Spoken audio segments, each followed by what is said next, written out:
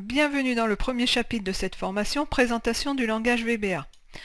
Nous allons aborder les objectifs du langage VBA, quelques définitions et l'écriture de code VBA. J'ouvre le fichier qui se trouve dans les ressources de cette vidéo, qui se nomme langagevba.xlsm.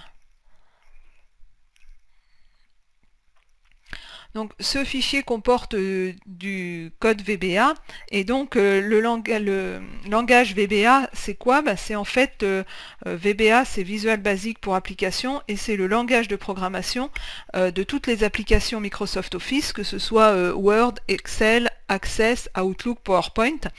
Donc le langage qui permet de développer sous les outils Microsoft Office.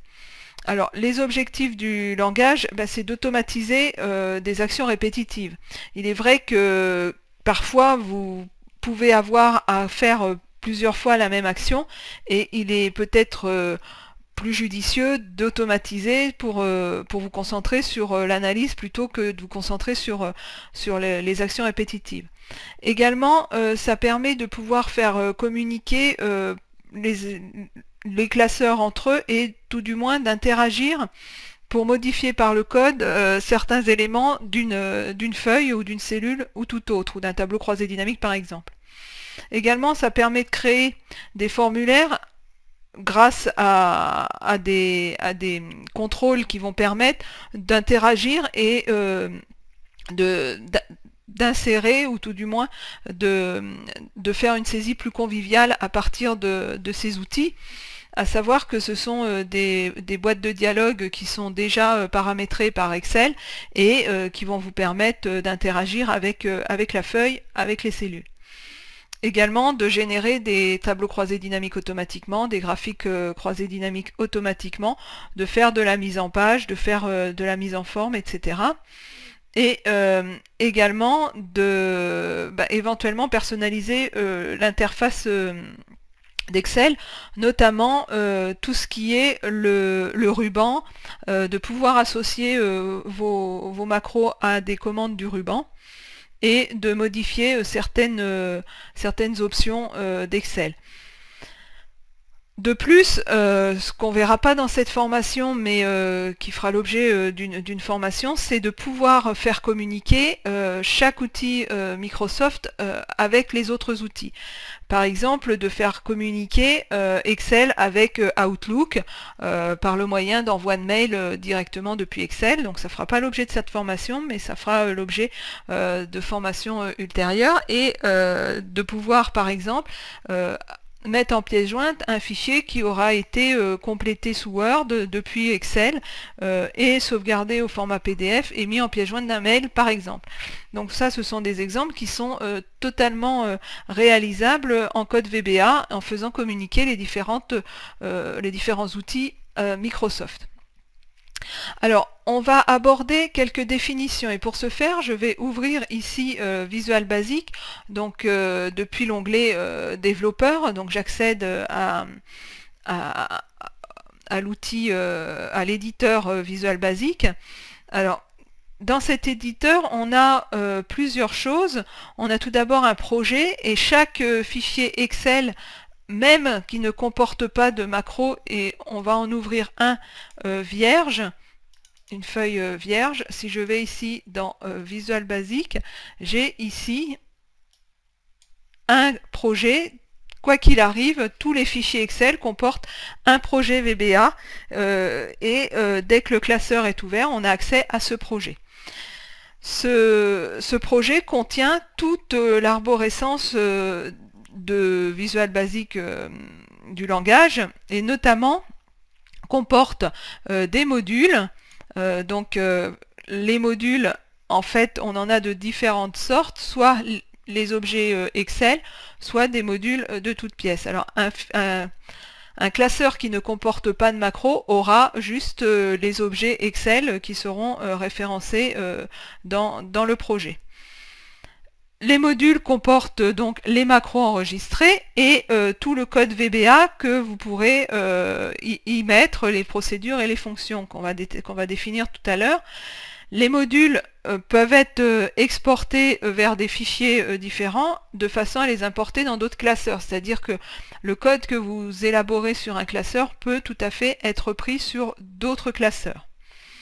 Dans ces modules, on va avoir ou des procédures ou des fonctions. Alors les procédures, c'est des petites parties de programme qui sont introduites par sub ici et qui vont permettre d'exécuter des commandes. Alors les macros sont toujours enregistrés au format procédure, donc sous forme de sub, avec l'instruction sub. Les fonctions, en fait, à la différence d'une procédure, les fonctions vont retourner une valeur. C'est-à-dire que toutes les formules Excel sont des fonctions en quelque sorte. Et par exemple, si je veux calculer l'âge, je peux créer une fonction qui, à partir d'une date, la date d'aujourd'hui et la date de naissance, va me retourner l'âge. Donc une fonction va retourner une valeur, donc c'est une procédure particulière qui va retourner une valeur. Donc là, nous venons de voir les différentes parties du code VBA. Et maintenant, on va évoquer comment, quelle est l'écriture du code VBA, en quoi ça consiste. Alors, pour créer des procédures VBA, on a donc deux solutions. Soit en enregistrant des macros, avec l'enregistreur de macros, soit en écrivant directement du code dans l'interface dans l'éditeur. Alors l'éditeur s'appelle VBE, Visual Basic Editor, et parfois il est plus judicieux d'enregistrer une macro et ensuite de la corriger ou tout du moins de l'adapter plutôt que d'écrire le code complet directement en VBA. C'est une aide non négligeable à laquelle il faut penser systématiquement, c'est-à-dire que plutôt que d'inventer du code ou de perdre du temps à chercher du code, eh bien, le simple fait de l'enregistrer va vous permettre d'avoir déjà une ossature de code et ensuite de pouvoir l'adapter, de pouvoir le modifier pour vos besoins. Alors, par exemple, ici, on a du code qui a été créé par une macro et qui va permettre de renseigner dans la feuille ici, dans cette feuille-là, une colonne avec des éléments. Et donc cette macro, si je la rejoue à n'importe quel moment, ça va régénérer cette colonne. Par contre, si je veux ici mettre dans la colonne suivante, j'aurai juste à modifier ici ma colonne, à modifier quelques paramètres ici, puisque je décale d'une colonne, je vais modifier quelques paramètres, mais ma macro, elle a été enregistrée et je n'ai juste qu'à modifier certains éléments pour pouvoir la remettre, la réexécuter, sans pour ça aller réécrire du code et aller rechercher tout le code pour juste créer une colonne supplémentaire avec des éléments dedans. Donc là, si je réexécute cette macro, donc on va aller ici dans macro, exécuter. Voilà, j'ai ma colonne qui a été créée automatiquement et immédiatement par le simple fait que j'ai été modifier la macro existante, et ça, je vous engage à le faire régulièrement, c'est-à-dire de créer une macro par simple enregistrement avec les actions que vous voulez faire, et ensuite l'adapter pour éventuellement la réexécuter à un autre moment sur un autre contexte. Si vous souhaitez faire des traitements spécifiques, eh bien, il faut savoir que vous aurez à disposition des structures de boucle, des structures conditionnelles qui vous permettront de qualifier le contexte et de pouvoir agir sur le contexte pour exécuter vos procédures. Par exemple, là, j'aurais pu tout à fait dire que rechercher la dernière colonne vide pour aller écrire ma colonne partie. Donc c'est à base de boucles et de conditions que je me serais positionné sur la colonne N, et ainsi de suite. Je pourrais comme ça ajouter autant de colonnes que je veux avec le même calcul si je le souhaite, sans aucune difficulté, sans aucun problème. Donc les structures de boucle et les structures de contrôle vont vous permettre également d'enrichir vos procédures pour qualifier le contexte.